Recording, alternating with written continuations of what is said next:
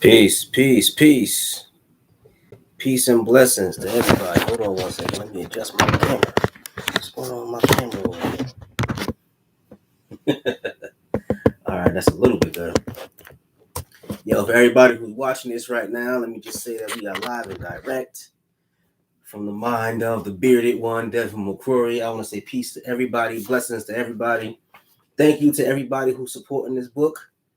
A Guide to Mindfulness and Meditation. Easy A Guide to Mindfulness and Meditation is a book that I wrote for kids 8 to 12, teaching our young ones the gifts and the benefits of mindfulness. We can help kids regulate their emotions. We can give them more inner peace. We can give them more physical health. And we can actually help them to make connections with other people and help them to love themselves a little bit more in tough situations. These are trying times. We got to prepare our children mentally, emotionally for the world that's coming. And I think so many of the issues in the community will be addressed and will be improved if we teach our kids how to be mindful, how to meditate, help them to control their emotions in these crazy times, in these crazy situations. So thanks to everybody who supported the book.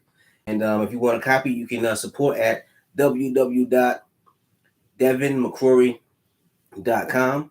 That is www.devinmccrory.com. And also, for everybody who's watching and who's tuning in, looking distinguished, thank you, my brother. I appreciate that. My beard getting ready for wintertime. The beard is getting nice and fluffy for wintertime. Keep my face warm. You know how it is. So yeah, we here about to do a little live stream about empathy. More specifically, we're going to talk about empaths, individuals who experience the emotions of others and how we can survive that. It's tough being an empath out here.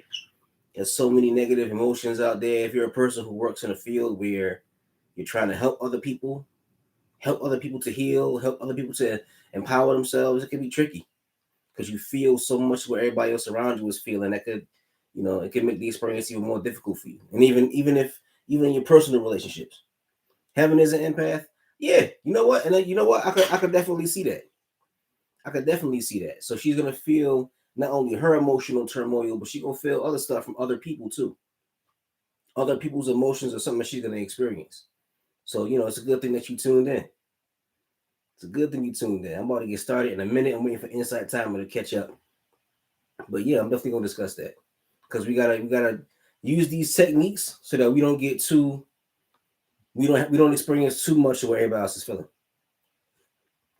Because I'm a big softy, and as an empath, you're a big softy. It can drive you crazy sometimes, man. It affects other people's emotions, can affect you too much. Trust me, I know. And by the way, I'm glad you're here because I want to talk to you about something. I want to do one of these live streams with you, but I want us to write a song on the spot. I want us to write a song on the spot on one of these live streams. I want us to have a beat. We just go live and just write something on the spot. That'll be bananas. I mentioned this to you too before, but this time I really want to do it. I think that'll be super fun. Me, you, see if I can get Lou to hop in. You just feel negative. You just feel negative vibes. That's a part of it too. You feel other people's negative energy. Yeah, exactly. And it makes you angry because their energy is affecting your energy. Trust me. Because your daughter's not going to just be an empath. You're going to be an empath in your way too. Trust me. Believe me. So we're about to get started in a couple of minutes. Insight timer. I'm going to start Insight timer in like one more minute. But this is going to be interesting. I'm glad you're here, my brother. About to go in for a second.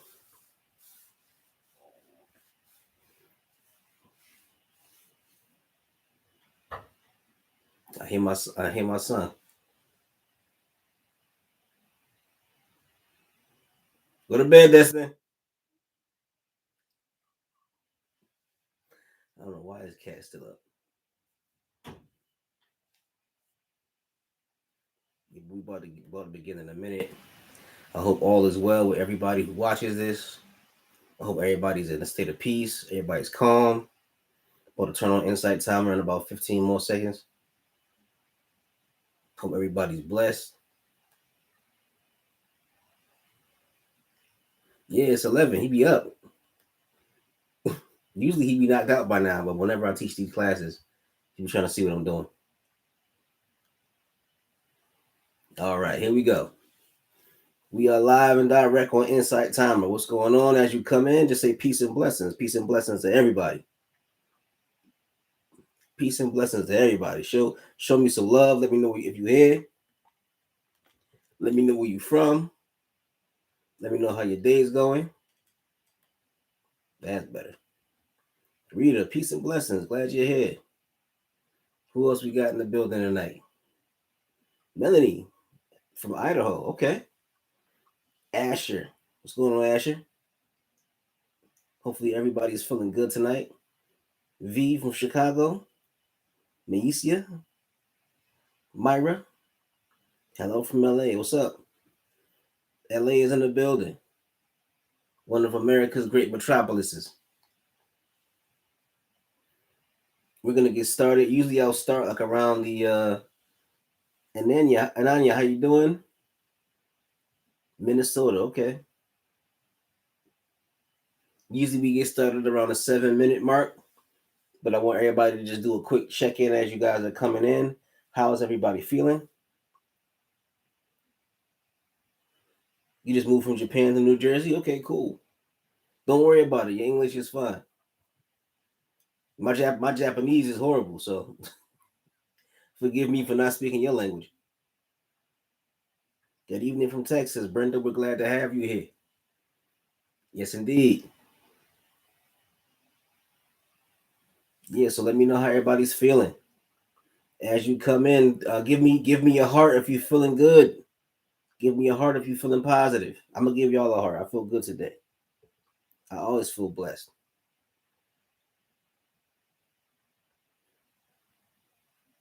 Asher, it's your first time? Okay, well, welcome, Asher. Glad you're here. Derided? You feeling derided, Maisia? How do you mean?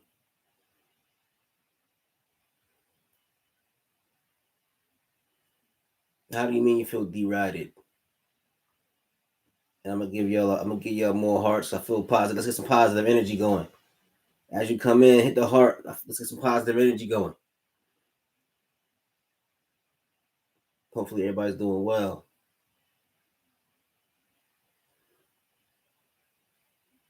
How's everyone doing? Everybody's so quiet now. How y'all doing? I want you to let me know how y'all feeling. You got anything on your mind? Brenda, thank you. Larry, thank you. Rita, you feeling good? Okay. I'm glad to hear that. Hopefully everybody else is feeling good, feeling well. I know it's tough out there sometimes. I had a kind of tough day too.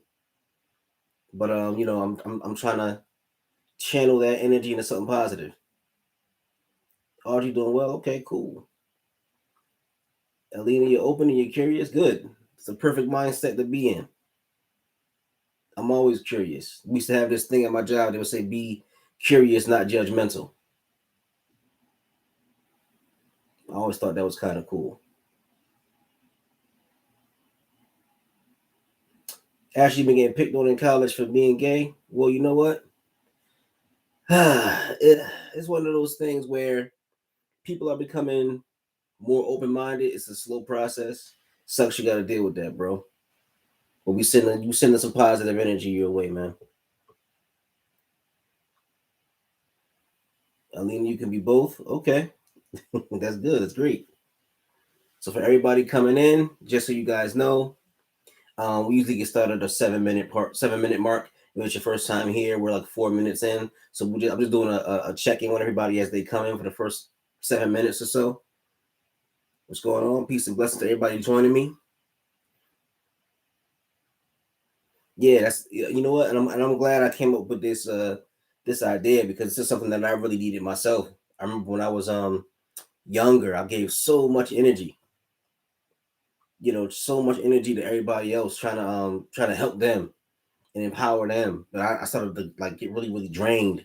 And so I think as an empath, it's really important to learn how just to protect yourself, how to give but not give too much, how to give. You can give without letting other people take from you. Crystal, you from the UK? Okay. Peace and blessings to the United Kingdom. And I'm glad to see you people. People are piling up. People are coming in. I'm happy to see you guys. I feel really magnificent and blessed that you're here. I'm glad that you're here. We're gonna get started real soon. Just come on in, say hello to everybody, get some positive energy going. We're gonna have a good conversation. No energy from insomnia, Asher. Okay. Yeah, I've dealt with that too. Yeah, insomnia. It's one of the, like insomnia is always a miserable experience. I had insomnia for years when I was struggling with depression, and then you find like these little things that work, and then they stop working, or you feel like they're not working right. Like I used to, in my drinking days, I used to drink whiskey. That would help me sleep.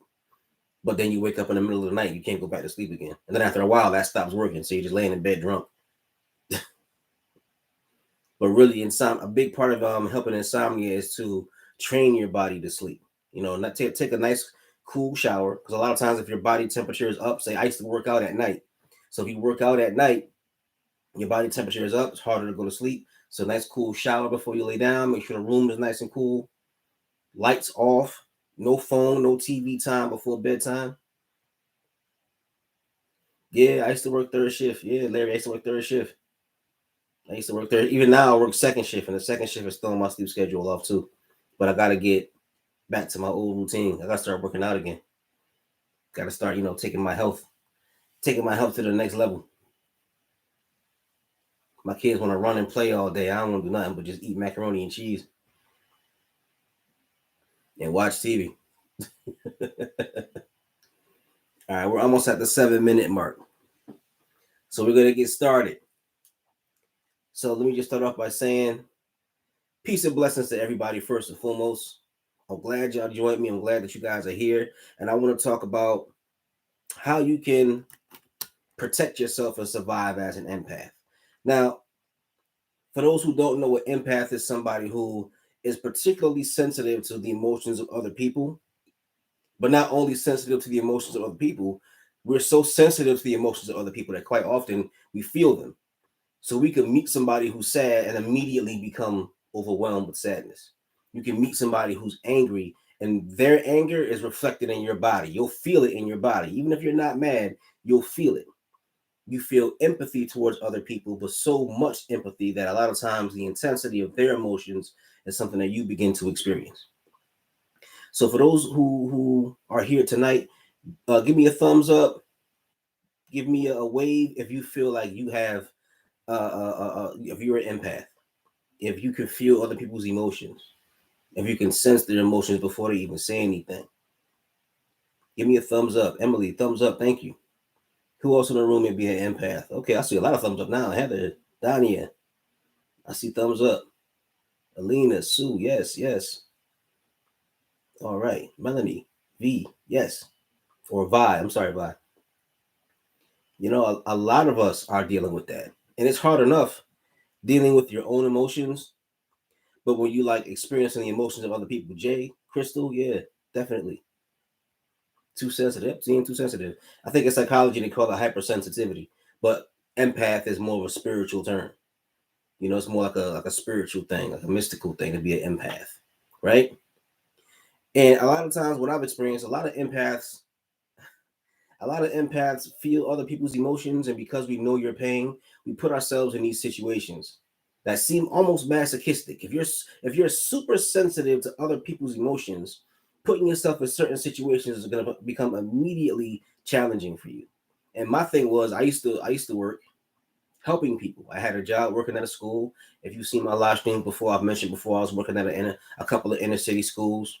I would get caught up in the children's issues, the drama at home. I would try to provide them with a safe space when they would come to me.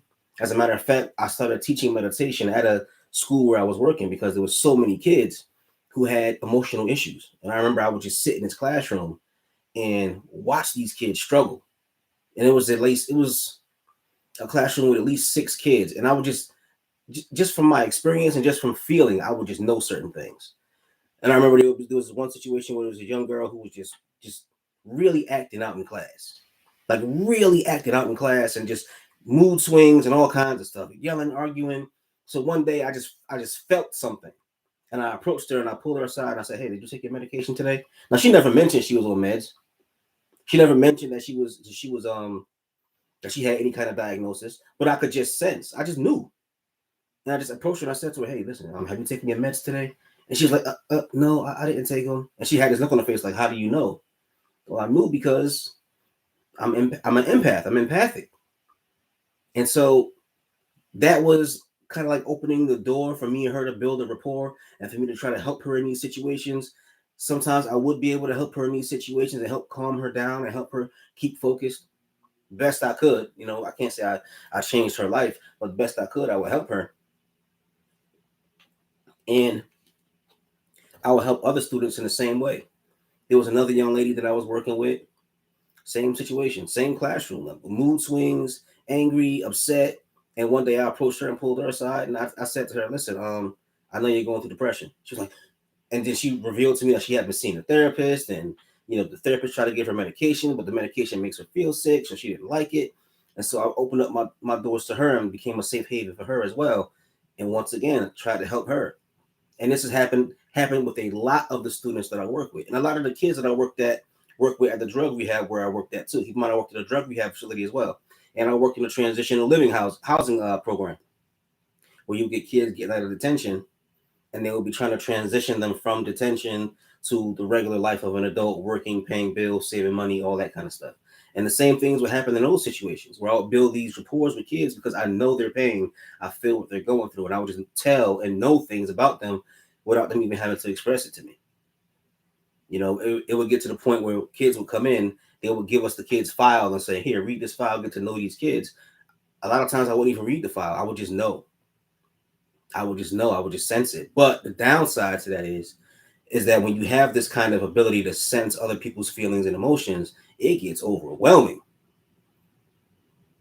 You can feel their emotions by facial expressions, Asher, and not only facial expressions, but you can sometimes just stand next to somebody and feel the energy coming off of them. It's draining. Crystal is very draining, and especially if you have the kind of job where it's your job to engage with people and try to support people, it gets tiring. And I remember it got to the point with me, it was so rough that like it started to affect like my health a little bit. I would get sick like every single time there was a cold or a flu in the school where I work. I was the first one to get it, and I'd get it worse than everybody. There would be times where I would be working and all of a sudden just break down ill. And my body started to really break down a lot because I was feeling so many emotions. I was drained. And at the time I was married, my wife would pull me aside and said, "You're doing too much. You got to stop." And I'm like, "How can I stop? I'm trying to do the right thing, which is help these kids who need support. How can I tell these kids, you reached my limit. No more friendship for you. No more kindness for you. No, this is no longer a safe haven for you. I have to get rid of this space, this safe space that I put together for you. I got to get rid of it because you're taking too much out of me." It's hard to tell somebody that. As an empath, typically we're more sensitive, and that sensitivity makes it so that a lot of times we either put up our guard and don't let anybody in, or we try our best to help everyone. Putting up your guard and not letting people in can be really, really tough. Going out into the world and trying to help everybody can be really, really tough. It's almost like a lose-lose situation, and it can be very draining, physically draining, emotionally draining, psychologically draining. And then the worst thing about it is, as an empath, you're absorbing all these other people's emotions, and it affects your mood. So then you go home to your family, and then you got to take all this pain with you. And you can be a safe haven for others, but what happens when you're drained and you start snapping at other people who are trying to help you, or you isolate from individuals who you're close to? And Japan was hard. Okay, jobs were more stressful. Yeah, very, very draining. If you're an empathetic person in that kind of an environment, it can be extraordinarily draining, and we know that. We know the pain that we go through on a daily basis as an empathetic person. especially if you're an empath who can feel and experience other people's emotions. It's tough. So the reason why we're here tonight is because we want to discuss ways that we can be true to ourselves, be our empathic selves, but at the same time we want to be happy too. We can't give up our peace of mind trying to make sure everybody else is okay. And it's very important that we understand that. And I'm gonna say it again. It's okay to help others. It's okay to try to assist other people and support other people, but you can't allow that to destroy you. If you have a relationship, your relationship deserves your complete focus and energy. If you have a family, your family deserves complete focus and energy. You can't let trying to save the world suck the soul out of you. You can't.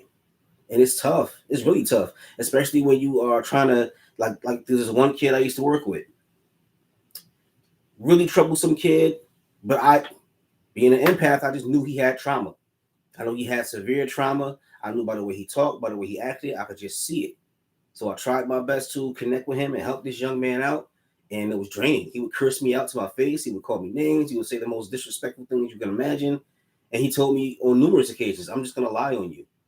He says, you keep trying to help me and reach out to me and call my mom and try to do all this stuff with me. I'll just lie on you. If you don't leave me alone, I'll just lie on you.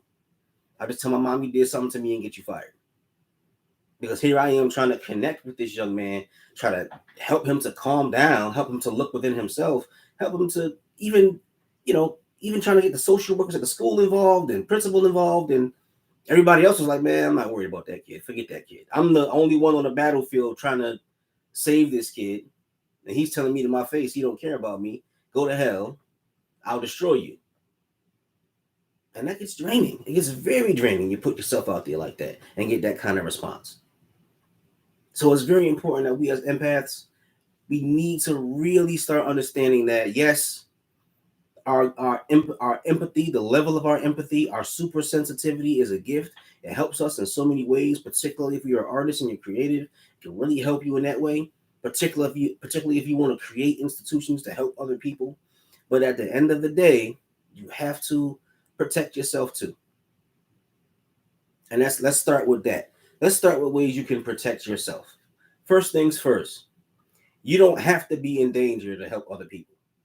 Something about being an empathetic person, something about being empathic makes it so you feel like there must be some kind of messianic sacrifice. Like you have to hurt yourself in order to help other people. Guess what? You don't have to. You don't have to put yourself in these situations to help other people. And trust me, I'm the guy. I've gotten phone calls from friends late night, intoxicated. Hi, Devin, I need you. Devin, I'm thinking about suicide. Devin this, Devin that. At the same time, I don't necessarily have to put myself in danger to help you. There's other ways that I can help. There are ways to help where I can remain safe. There are ways to help where I could be happy. Anybody who's always asking you to give of yourself completely to the point of losing yourself is somebody you may have to stay away from, even though you want to help them. Sometimes you can try to help somebody, but they're so toxic that you have to help them from a distance, or you need a team to help them, or you have to help them and strategize ways to help them without destroying yourself. And it's okay to help somebody and say to yourself, I'm going to help you, but I'm not going to put myself in danger to help you. It's okay to say that. You don't have to give your all to everyone, particularly if you have a family. You got a family, you got kids, you shouldn't necessarily put yourself in danger every single time somebody cries for help. You can't say I'm going to help you and remain safe. You can't have it that way. That's something I didn't even I never it never even occurred to me in my younger days when I was working at that school. It never even occurred to me until afterward. I looked back and I said, you know what? I could help those kids but still remain safe. I don't have to endanger myself. I don't have to put myself out there in that way to help them. I can help them and survive. I can help them and maintain my sanity. I can help them and say and keep myself out of crazy situations. You can do that. And everybody has that friend who drinks too much, or that friend who is angry, that friend who's traumatized, that friend who's always into something. And you can help that friend. You can help that friend. But so don't ever think you owe anybody your life. And some people will use that. Some people will say, "Oh, remember I did this for you? Remember you were down and out and I helped you? Now I'm in the middle of a situation. You got to come help me." They'll throw it in your face. People can be very manipulative. They'll throw it right in your face. You know what? You owe me. And it's okay for you to say, "I'm not safe. I don't feel safe. I'm not doing it. I'll do whatever I possibly can. But the rule is I got to remain safe. I'll do whatever I possibly can. But if I'm in any kind of danger, I'm staying out of the situation." Oh, you owe me because of this, and this. You don't owe nobody your life except the Most High if you believe in God. Except your children. Other than that, you don't owe nobody your life. I don't care what nobody tries to tell you. You don't owe nobody nothing. Don't let people convince you owe them something because you're a giving person. You're an empathic person. You feel their pain, so you feel like you owe them every drop of blood in your body, and you don't. Help or stay safe. When I was working at a job, they asked us that question. They asked us a question. We were working with special needs clients. Some of these clients got very aggressive. They asked us up front. They said, "When you're in a situation when you're in danger, whose life is more important, yours or the client?" And of course, everybody was like, "Yeah, well, the client's life is more important." And they said, "Well, don't think like that. Because if something happens to you and you have a special needs client who doesn't understand what's happening in the world, that client could get in even more danger without you. Protect yourself in these situations. You want to live because you need to live. Otherwise, the client is going to get hurt. So help the client, help other people, but protect yourself." That brings me to relaxing. How you doing? And that brings me to the next point, boundaries. And I kind of touched on that a little bit, but I really want to make this clear too. Draw real clear boundaries off rip when you deal with anybody. I don't care who you dealing with, even dealing with your own mama. Draw boundaries because as an empath, your emotions you're always gonna feel other people's pain, and you're gonna want to reach out and help to soothe that pain. It's just who we are. But guess what? Individuals who have not healed from their pain and they're going through their trauma cycles, they'll keep knocking on your door. They'll keep pulling your energy out of you. They'll pull your soul out of you if you let them. So it's okay to let people know up front. Okay, this is what I'm gonna do. I'm not going past this point. Once again, a friend of mine, drinking issues and emotional issues and all this stuff. I get phone calls from him 4 or 5 in the morning. I'm not answering that phone. In the past, I get them phone calls. "Hey, you good? You all right? You cool?" Now I don't answer that phone. There's a real famous movie, The 5 Heartbeats. I don't know if y'all seen that movie. And there was a scene where there was a guy named Big Red. Big Red was like this record company owner, but he was also like a street dude. He was a gangster. And it's another guy who came up to him like, "Red, I want my money. You stole my money, Red. I want my money now." And then Red beat the dude up. No, first Red was like, "Yeah, my office hours are from 9 to 5. Call me at 9 to 5." And the guy tried to overstep his boundaries. Like, "No, we gonna talk right now, Red. I want my money." So Red beat the dude up and was like, "My office hours are from 9 to 5." He had to stress that to him. "My office hours are 9 to 5. I don't care what's going on. I don't care how mad you are. I don't care what you say about the contract. My office hours are 9 to 5." So it got to the point where I had to stop answering my phone after a certain time because I wanted people to understand at 9 o'clock, 10 o'clock, that's my rest time. That's my family time. And this is when I had my first son. My first son was if you got kids, you got some kids who go to bed and go to sleep, and you got some kids that pop up. My firstborn was a pop-up. He used to pop up all the time. So in order for me to get rest, I couldn't be on the phone and then trying to rock him back to sleep. I couldn't be taking care of your needs and taking care of his needs. I couldn't get the rest that I needed. So a lot of times I would be helping other people, taking care of my son, and then not get no sleep, and then get up and do this 3-4. No, I'm not doing that no more. What if you're surrounded by toxic people?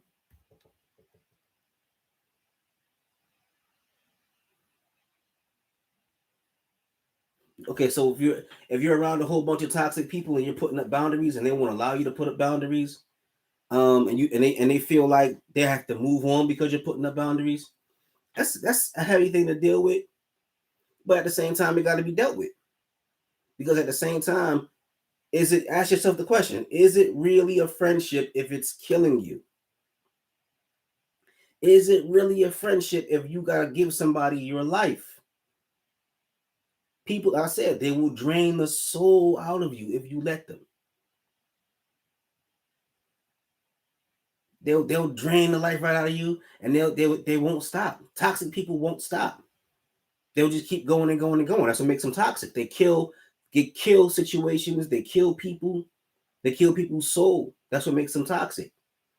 And so you don't need that in your life. And to call somebody a friend who's toxic, don't even use that. Don't see them as friends no more. Just see them as toxic, sick people. If you had a friend who was literally radioactive, imagine a radioactive person coming in here and sitting next to you and putting their arm around you and saying, "I'm your friend," and they give you a radioactive hug and giving you cancer. Would you call that person your friend? No, you call them a toxic jerk. They had your trust. Yeah, it hurts. It definitely hurts. But understand something. This is something that's very important. Hurt is a part of life. We shouldn't run from hurt. That's the thing.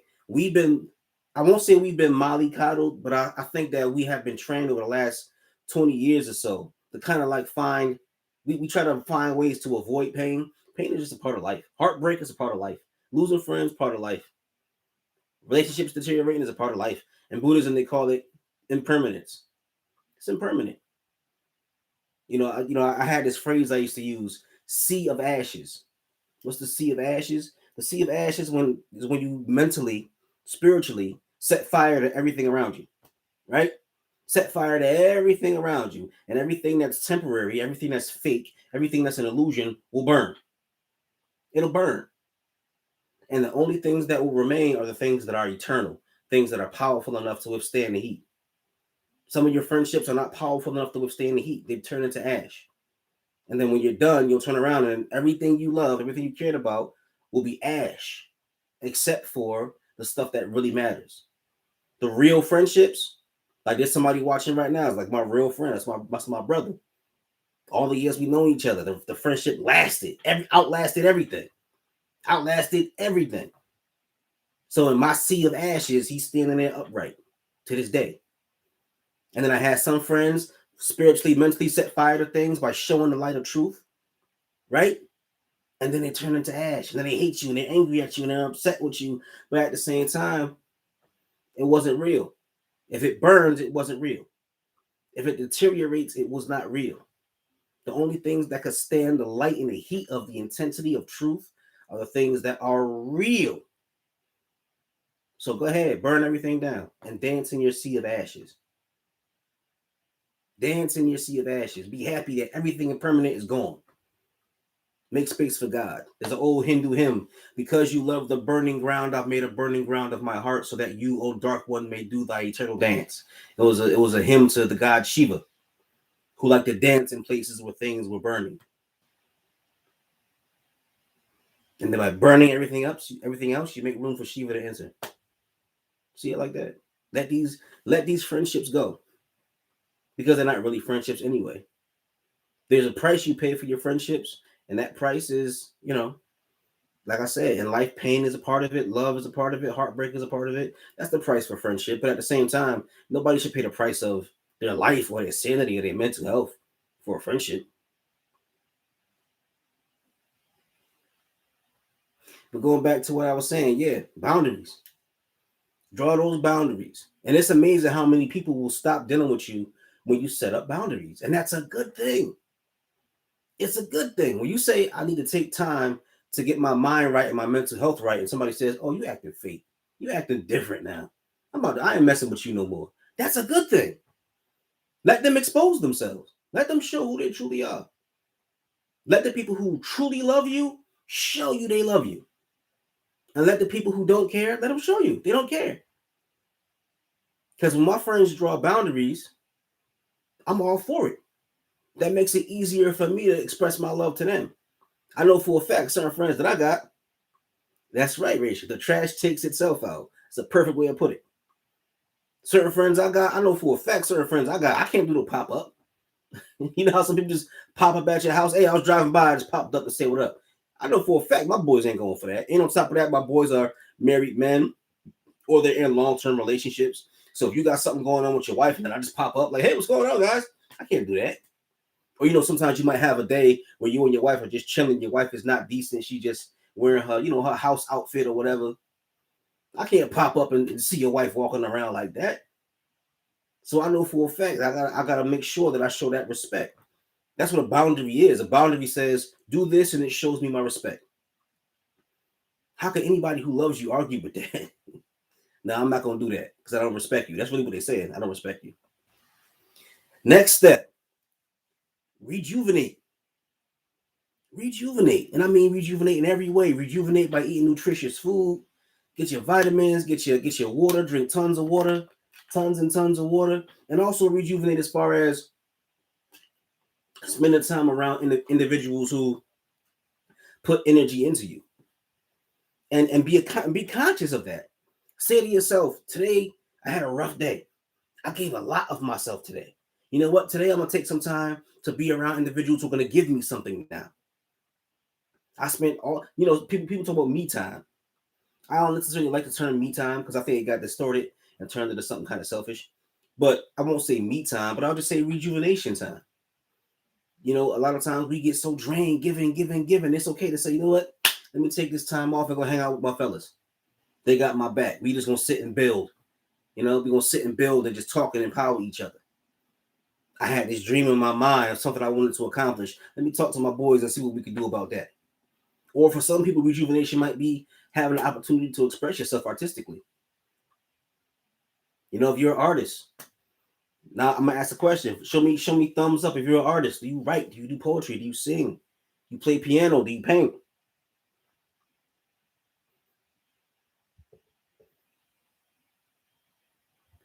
Give me a thumbs up if you do something artistic. And if you do something artist, okay, Ashley, you're an artist, great. That's great. Darby, you're an artist, awesome. And the thing about it is, I bet there's a lot. Melanie, you're another artist. I bet there's a lot of artists in this room right now. I bet a lot of us are artists because being an empath, you draw manga, okay. I haven't read a manga in a long time. I like anime. I'm definitely an anime geek. Rachel, you're an artist? Excellent. Most empaths are. KS, you dance? Cool. Now let me ask this question. And you guys can give me a thumbs up if the answer is yes. Or I don't know, do they have a thumbs down option? Let me ask this question. Have you been making time to do your art? Have you been making time to express yourself artistically? Because that's a very important part of rejuvenation. We're artists. I'm an artist. I'm a writer. And I just ended up writing something for somebody who requested an article from me. And that was fun. But I realized I haven't worked on anything like a big project in a little bit of a while. I did recently publish a book, but I still want to keep writing. I just haven't made the time for it. And that's necessary for my rejuvenation. You've been trying more lately, Emily? That's awesome. So now understand that this is a necessity. Nicholas, you're an artist. Yeah. So Emily, understand this is a necessity. See it as your rejuvenation time. See it as your rejuvenation time. So if this is your rejuvenation time, understand that you have the ability to schedule a little bit of time, even if it's just an hour. If it's just, an extra hour here for some art, extra hour there for some art. Make that a part of your time. Melody, devote more time to yoga and meditation. That's great. And make sure that whatever you need to do, schedule it. Because trust me, the individuals who want to drain you, they're scheduling draining you. Trust me. There's somebody who knows your schedule better than you do right now. They're waiting for you to get off work, or they're waiting for you to wake up in the morning so they can text you with their nonsense. I dealt with that too. I know Devin get off work at 5 o'clock, so let me hit him up at 5 o'clock and tell him I want something. You haven't done much lately, Rachel? You draw in right? When you're in a place of joy? Well, you know what, Rachel? I feel you. You definitely want to feel that inspiration. You definitely want to have that moment where you feel like the joy is causing you to create. But consider that maybe the creation can create the joy.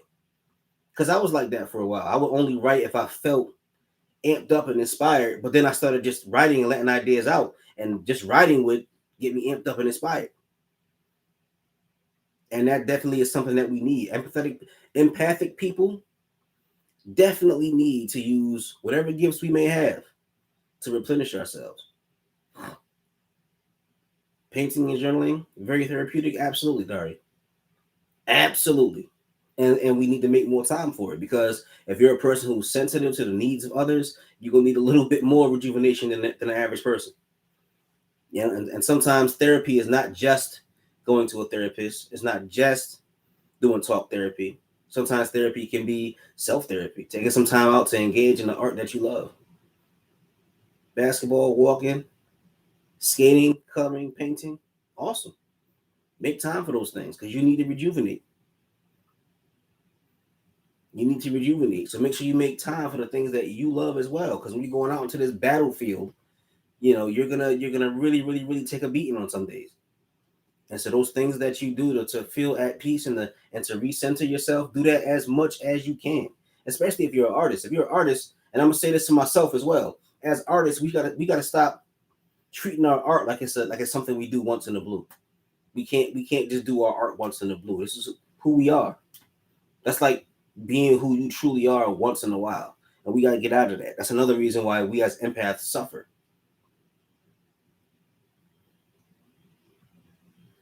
You just stopped, Crystal.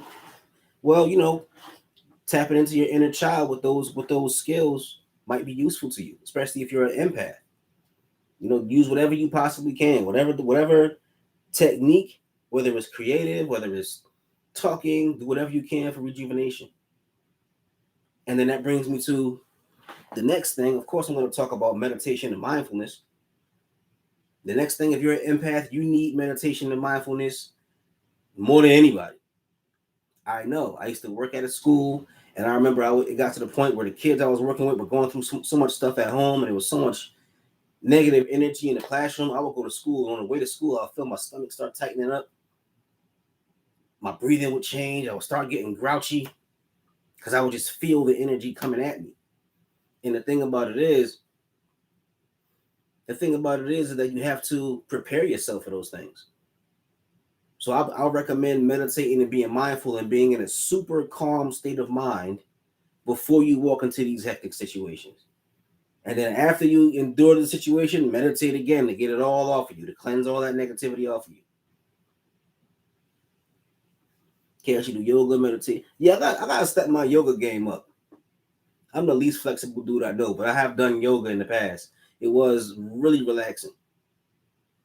It was really relaxing, and I really recommend that we do all of these things more often, if possible, daily. If you're an artist, you should be doing something artistic daily. Because you're an empath, you have to rejuvenate. You gotta cleanse yourself. You gotta get it out. You can't walk around with all this negative energy in you because you're an empath. The negative energy in you is gonna get you sick.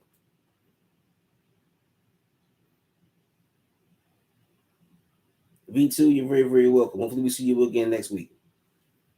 But yeah, that negativity gets stuck in your body if you're an empathic person. So you got to get it out somehow, some way. So meditation is what I use. Meditation, and I've said this before in my other live streams. Meditation is how I overcame depression. Now imagine that. Imagine being a hypersensitive empath with anxiety and depression and intense suicidal ideation. Despite my extremely good-looking features, I was a sad guy. I felt very insecure about myself for a very long time. And mindfulness and meditation it really helped me to stabilize myself and find my center so that my hypersensitivity and my empathic mindset could survive in this world. Crystal, you're really struggling right now? Okay. I'm glad you're here. I'm glad you're here if you're struggling. Emily, your meditation helps you with anxiety and depression? Yeah, absolutely. Mercedes, you're an empath as well? Yeah. And those things like meditation, I recommend meditation for anybody who's going through an emotional struggle. And as an empath in certain situations, your emotional struggle is going to be very intense. Found you at the perfect moment, Tracy. I'm glad. That's how the universe works. See how it works? That's beautiful. But yeah, mindfulness is something that has been proven to change your neurochemistry. If you're a person who your mind might not make a good, your brain might not make a adequate enough amount of dopamine, by meditating you train your brain to create dopamine. As you meditate and you visualize, what happens is the visualizations become more intense because you're creating more dopamine in your mind. Your parietal lobe, which tells you where you are in three-dimensional space and tells you where things are, that parietal lobe gets deactivated, and what happens, you start to feel infinite. So you start to feel more connected to other people, right? So as you feel more connected to other people and you start to feel happier because of the meditation, this helps you to deal with a lot of the anxiety that you're dealing with. And it helps you to rejuvenate yourself as an empath. Tracy, you're struggling every day. Well, you know what, Tracy? I'm so glad that you're here. And I'm gonna put a heart up there for you because I really want to send you some positive energy right now. My little heart thing is not, oh, there you go. Okay, there we go. Everybody send Tracy a heart. Put a heart out there for Tracy, please. Because she's struggling. I've been through that period where I struggled every day. I've been through that period where it was hell on earth every single day. Woke up in the morning thinking about, is today the day where I'm gonna, or am I gonna do it later? Trust me, I've been there. So yeah, if you're struggling, I'm glad you're here. And you see a lot of people here are supporting you. People are supporting you here. So please just hold on a little bit longer and make sure you listen to what we're saying. We want to help you. We want to help you overcome that struggle. Keep on the path. Stay on the path of meditation. And also do whatever else you need. Take in everything you possibly need. You need a therapist, get a therapist. You need a support group, get a support group. This is an online support group. I used to, before I was doing, a lot of live streams that were very, very mystical and meditation centered and spirituality centered. Now I'm going through a phase where I'm really trying to do like more support group type stuff because I know we really, really need that connection.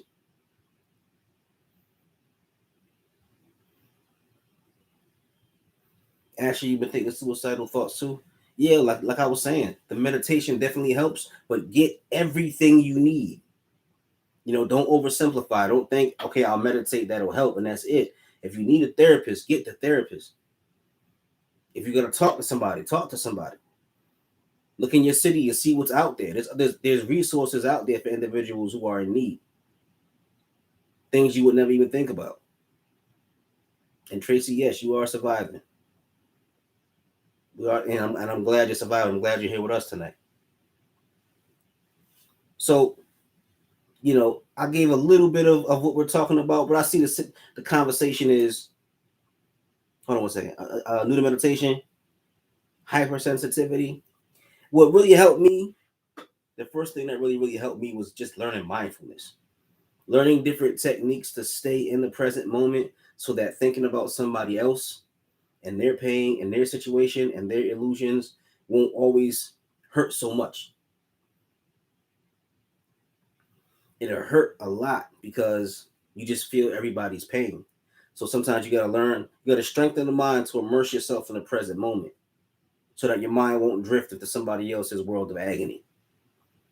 And also, like just really intense meditation practices that I would do, green Tara mantra meditations that bring joy. So you walk into these minefield situations, you'll feel like you have an armor of bliss around you. So with that, I would use positive visualizations. Positive visualizations were very powerful for me. When I had those visualizations, I would feel so blissful, so alive. So that when I walked into a tough situation, a lot of times I would walk into real tough situations and laugh. And people would always ask me, why are you so calm right now? It's because I just meditated 15 minutes ago. So that, those meditation techniques of positive visualization and mindfulness techniques. And my mindfulness technique, when I first started with mindfulness, I had a mantra: I am in the present moment. I am in the present moment. I had to keep saying that over and over again because my mind kept drifting to the past and feeling depressed, or drifting towards the future and feeling anxious. So I had to train myself literally to be in the present moment. And in that present moment, I'm aware of my boundaries and aware of where I'm not going to go. Coming back to your breath, yeah. Yeah, that's another great one too. Coming back to your breath. Absolutely. Absolutely. But yeah, so let's follow this vein of the conversation because I see there's a lot of people out there who have other things they want to discuss and talk about. So before I go, yeah, you guys, anything else you guys want to talk about, let me know. Anything else you guys want to bring to the table?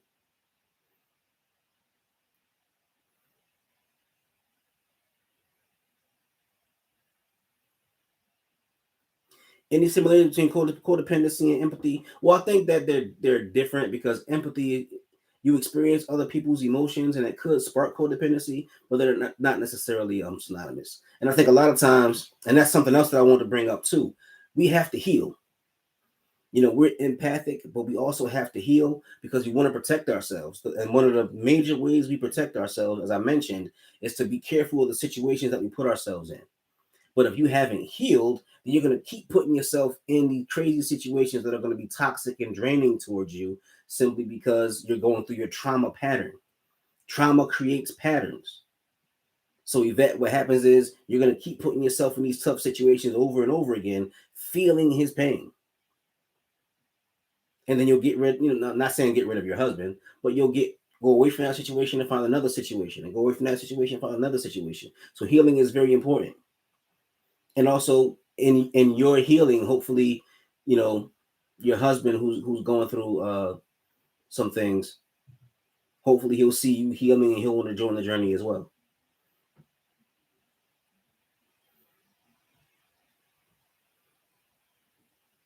Yeah, we definitely there's as far as I'm concerned, there's always hope. There's always hope. We just have to understand the science of things and the nature of things. And as long as we understand the science of things and the nature of things, you'll see that the universe. And I talked about this before. Chaos.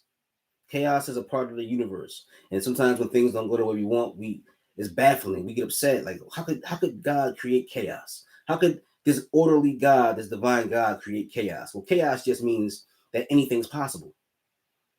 When things can deteriorate, that they can change, and when things can deteriorate and change, that means anything's possible. So, in a universe where anything's possible, chaos is a necessary part of the equation. So anything is possible as long as the universe has entropy. As long as things fall apart, that means that things can fall apart and you can create new patterns and put things together in new ways. You were children who had disabilities.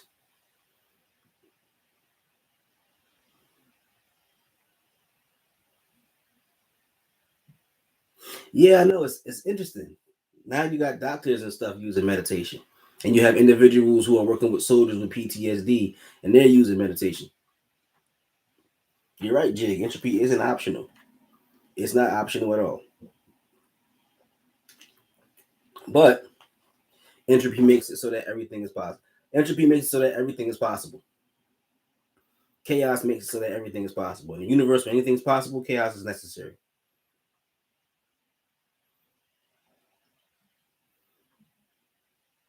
I have a circle, KS. I've been neglecting it, much to my shame. I've been neglecting it. I keep saying I'm going to go back to it. I'm going to go back to it. I'm going to go back to it and start posting stuff there. I forgot the name of it. I'll find the name of it, and then next week when we come back, I'll post the name of my circle, and we can all join there. You'll be 34, Mercedes. This Sunday. Okay, my birthday is Saturday. I'll be I'll be 42 this Saturday. So yeah, we both two Sagittarius is awesome. 12, 12. Okay, there you go. Yeah, those number patterns. They say those number patterns means that portals can open, which is awesome. That's why I started doing my live streams at 11:11. Thank you. Happy birthday to you too, Mercedes. Happy birthday. Thank you very much, Emily. Appreciate